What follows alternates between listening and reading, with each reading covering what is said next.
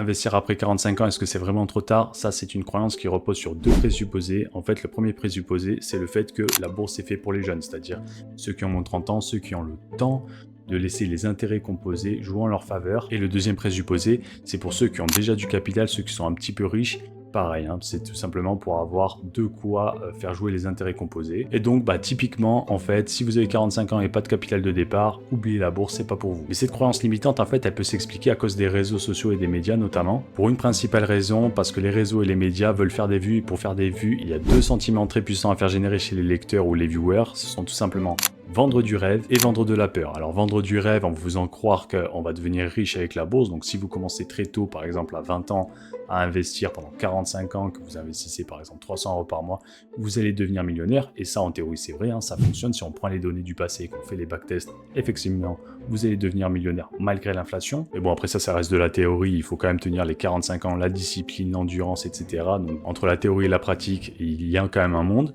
Et la peur, tout simplement, en vous faisant croire que voilà, vous avez raté le train, maintenant c'est trop tard, après 45 ans, après 40 ans, c'est trop tard, vous pouvez plus rattraper le temps perdu. Et avec cette vidéo, peut-être que je vais pas faire beaucoup de vues parce que je vais ni essayer de vendre du rêve, donc je vais pas vous vendre du rêve en vous disant qu'avec de l'argent un petit peu à investir en bourse après 45 ans, on peut devenir multimillionnaire, on peut devenir riche. Mais en même temps, je vais pas non plus essayer de vendre de la peur et de vous dire, bon, c'est bon, c'est foutu pour vous. Au contraire, je vais vous montrer avec des simulations basées sur des vraies données, des données concrètes de marché, qu'on peut faire des choses très intéressantes même si on a dépassé 45 ans. Mais surtout, moi si je fais cette vidéo, c'est aussi que je pense que la bourse ça devient un véritable atout, un bouclier contre un avenir de plus en plus incertain, notamment sur deux aspects. Le premier aspect, c'est que en tant que Français, on est très investi en immobilier et on le voit avec le réchauffement climatique, il y a un véritable risque porté sur le patrimoine des Français. Et j'en ai trouvé un qui fait pas encore trop parler de lui mais qui est en train de causer des véritables ravages. C'est classifié dans Géorisque du site du gouvernement français, le retrait gonflement des argiles. En fait, qu'est-ce que c'est tout simplement les sols argileux qui vont se rétracter sous l'effet des fortes chaleurs et qui vont regonfler après quand il y aura beaucoup de pluie avec l'eau. Et donc ça va occasionner des mouvements de sol, et ces mouvements de sol, bien évidemment, comme vous pouvez vous en douter, ça va pas aller bien avec le bâti. Donc en fait, ce qui va se passer, il va y avoir de graves fissures sur les bâtis, et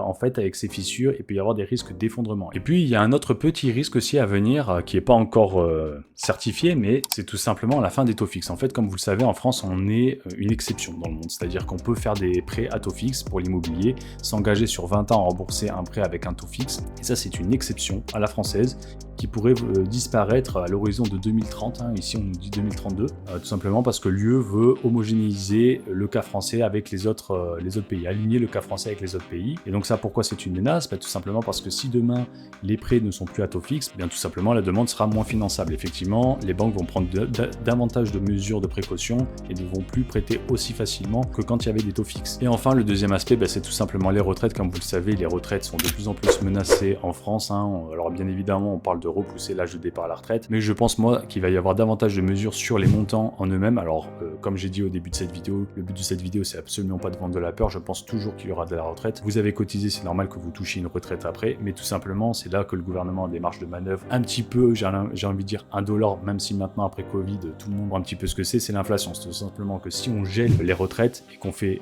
courir l'inflation, eh bien si vous touchiez par exemple 1600 € de retraite, vous allez continuer à les toucher, mais elles ne seront plus revalorisées avec l'inflation comme c'était le cas avant. Et donc voilà, en fait c'est pour ces deux aspects que je pense que la bourse peut jouer un véritable rôle de bouclier, ou en tout cas un rôle d'atout qui peut venir complémenter un petit peu votre patrimoine. Et justement en parlant de retraite, moi c'est un petit peu ça que j'ai envie de faire dans cette vidéo, c'est un plan d'action axé sur la retraite, parce que comme vous le savez, quand vous allez partir à la retraite, vous allez perdre en revenus. Et le but c'est tout simplement, comme je vous ai dit, je vais pas vous vendre du rêve, mais tout simplement d'essayer d'utiliser le temps qui vous reste entre maintenant et votre retraite pour essayer de combler un petit peu ce delta qu'il y aura. Et je vais prendre un cas médian, c'est-à-dire une personne qui gagne environ 2300 € net par mois et qui va partir à la retraite avec 1600 €. Et donc il y a un delta de 600 €. Et donc on va se demander comment faire pour récupérer ces 600 €. Alors avant que je commence les simulations, je préfère le dire d'entrée de jeu. Bien évidemment que ces simulations et cette vidéo, c'est pas une démonstration mathématique. Ça va dépendre du cas par cas. Là ce que je vais présenter, c'est juste pour un cas, on va dire médian. Effectivement, vous pouvez potentiellement gagner plus, gagner moins. Mais il y a bien évidemment des cas un peu plus complexes en fonction du patrimoine, en fonction de votre situation, marié, avec des enfants, enfin voilà.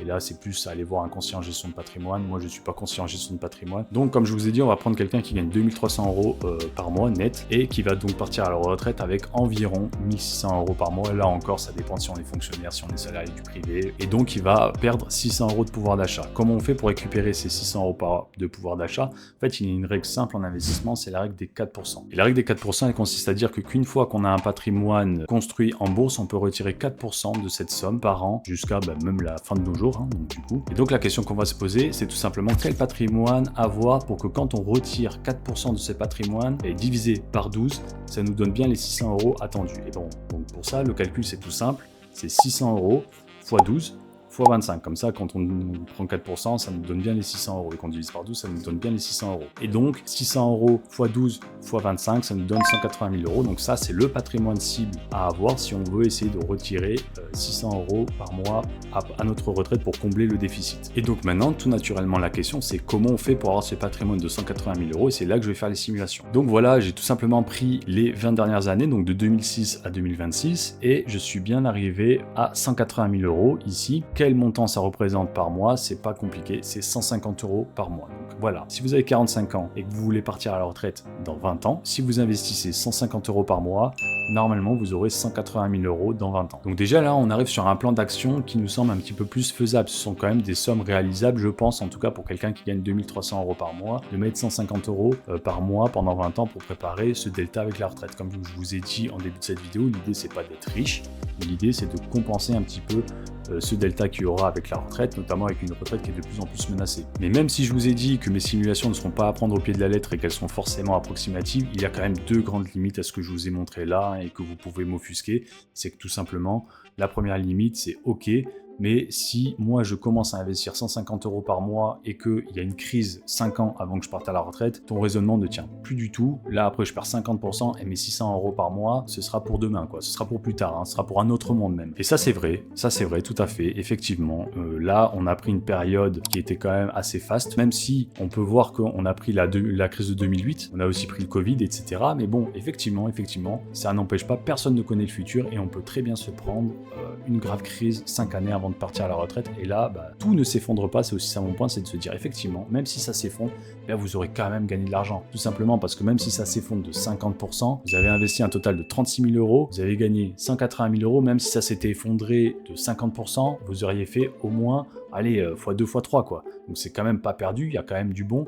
Et puis il y a une statistique que moi j'aime beaucoup en bourse, c'est qu'il n'existe pas dans l'histoire de la bourse une période de 20 ans où on a perdu de l'argent. Il n'existe pas de période de 20 ans où on a perdu de l'argent en bourse. Quand on investit bien évidemment sur des indices larges et diversifiés, comme ici c'est le cas pour le Standard & Poor's 500. Une autre limite importante à mes simulations, c'est tout simplement l'inflation. Effectivement, sur 20 ans, l'inflation, si on part sur une base minimale de, on va dire 2%, c'est quand même 50% de baisse de pouvoir d'achat. Donc effectivement, il faudrait compenser ce manque à gagner par une hausse des, on va dire, cotisations, enfin des investissements. Et ça, on peut très bien faire l'approximation que à 45 ans, vous n'êtes pas encore à la fin de votre carrière et donc vos augmentations vont suivre un petit peu le rythme de l'inflation. Mais en tout cas, je concède que c'est une grosse limite aussi à cette simulation.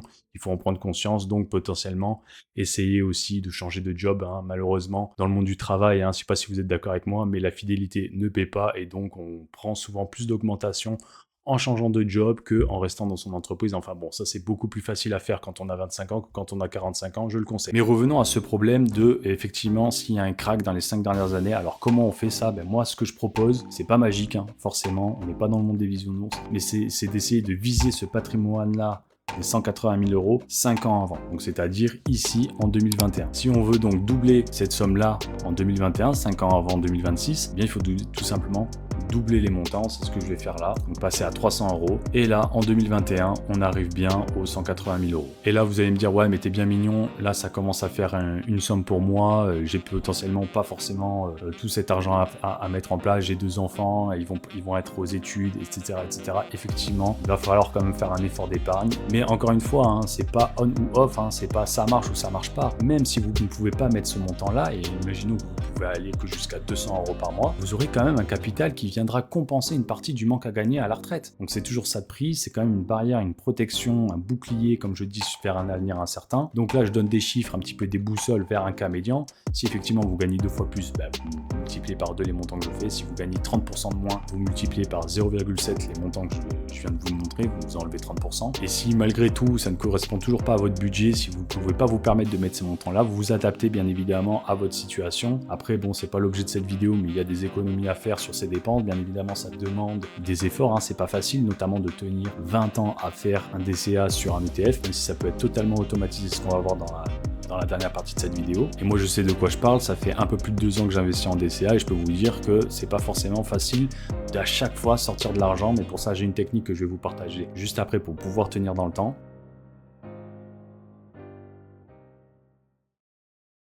Donc concrètement, justement, on y vient. Comment mettre tout ça en place? Aujourd'hui, on a de la chance en 2026, c'est pas comme il y a 15-20 ans, où avant, pour investir en bourse, il fallait souscrire à une assurance vie bourrée de frais qui rongeait la performance et rongeait les intérêts composés. Donc c'était littéralement impossible de pouvoir faire ce genre de performance. Aujourd'hui, on le peut. Pourquoi? Parce que y a des intermédiaires qui sautent. Vous n'avez pas besoin d'aller voir une banque qui va vous faire ce placement-là. Vous pouvez le faire vous-même, vous pouvez l'automatiser vous-même. Aujourd'hui, il y a des brokers comme Trade Republic, c'est mon broker que je recommande, mais vous pouvez aller en voir d'autres, hein. Le but, c'est pas de faire un placement de produit. Mais en tout cas, moi, c'est le broker que j'utilise, que je trouve très bien. Il a énormément évolué ces dernières années avec un service client ouvert 24 h sur 24 où vous pouvez appeler une vraie personne physique. Et c'est super intéressant, Trade Republic, parce qu'en fait, c'est une solution tout en un. Ça fait banque. Vous pouvez recevoir votre salaire dessus. Vous pouvez ouvrir un PEA jeune si vous avez des enfants, par exemple. Vous pouvez ouvrir votre PEA, justement. C'est ça que j'irais, moi, si j'étais à votre place, que j'avais 45 ans. Plan d'épargne en action, c'est une enveloppe où on peut investir avec une optimisation fiscale qu'il y a derrière, c'est-à-dire que vous êtes moins imposé qu'un compte titre. Donc c'est quand même intéressant d'aller chercher cette optimisation-là, puisque nous, ce qu'on veut avec cette vidéo, c'est tout simplement au maximum d'essayer de combler le manque à gagner avec la retraite. Donc tout ce qui est bon à prendre, on le prend. Donc un PEA, voilà, vous faites date, vous en avez pour 5 ans au moins, et là vous pouvez investir dans des ETF Standard & Poor's 500 comme ici ce que je vous montre, et vous pouvez automatiser tous ces investissements, notamment avec les investissements programmés de Trade Republic. Donc vous recevez votre salaire et automatiquement Trade Republic va venir investir pour vous. Je vous donne quelques pistes. Moi j'investis sur le Standard & Poor's 500 parce que j'ai une forte conviction sur les États-Unis et que c'est quand même un ETF qui est diversifié sur les 500 plus grandes entreprises américaines. Mais si vous voulez être encore plus diversifié, il y a le MSCI World pour ça, qui est aussi accessible depuis un PEA. Et donc vraiment, ce qui va être important, c'est un peu la technique pour pouvoir tenir sur le long terme, sur ces 20 ans. C'est tout simplement ce qu'on dit souvent en finance personnelle, c'est de se payer en premier. C'est-à-dire que dès que vous recevez vos revenus, vous faites vos investissements. Comme ça c'est fait. Vous n'y touchez, enfin vous n'y pensez plus. C'est un petit peu comme un crédit immobilier, comme une dépense contrainte au final, hein. Vous n'y touchez plus, ça c'est fait. Et après vous vivez avec le reste. Voilà, donc j'espère que cette vidéo vous sera utile. Si vous avez apprécié cette vidéo et si vous avez apprécié ce travail, mais n'hésitez pas à mettre un like sur cette vidéo et aussi à partager cette vidéo à des amis à vous ou à des personnes que vous connaissez qui pensent que la bourse c'est pas pour eux parce que ça y est, ils ont, on va dire, passé l'âge. Et j'espère vous revoir dans une prochaine vidéo. Allez, à la prochaine.